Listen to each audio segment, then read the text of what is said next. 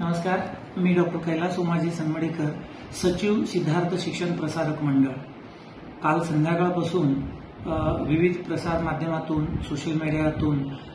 संस्था संचलित सनमडी आश्रमशाळेच्या बाबतीत उलटसुलट काही बातम्या आमच्या कानावर आल्या आणि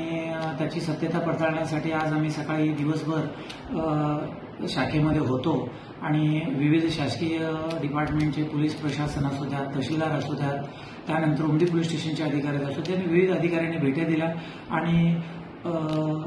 या संबंधीमध्ये आज दिवसभर या सर्वांनी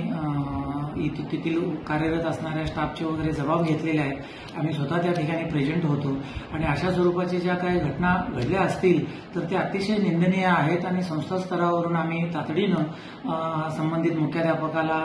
निलंबित केलेलं आहे आणि त्याचे जे काही रिपोर्ट्स आहेत ते संबंधित सांगली ऑफिसला आम्ही पाठवलेले आहेत आणि आमच्या संस्था स्तरावरून जे कार्य अपेक्षित होतं ते तातडीनं आपण केलेलं आहे आणि आम्ही स्वतः या गोष्टीची तीव्र निषेध करतोय आणि अशा स्वरूपाच्या गोष्टीला कुठल्याही तो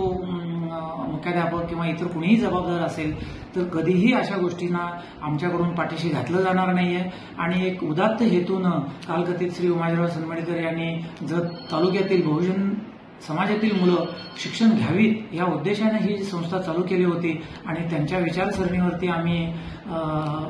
ही संस्था चालवतो आहे आणि त्यामुळे निश्चितच आम्ही कोणत्याही अपप्रवृत्तीला पाठीशी घालणार नाही। कायद्याला संपूर्णतः आजच्या प्रशासनाला, पोलीस प्रशासन असेल, समाज कल्याण प्रशासन असेल, या सगळ्यांना आम्ही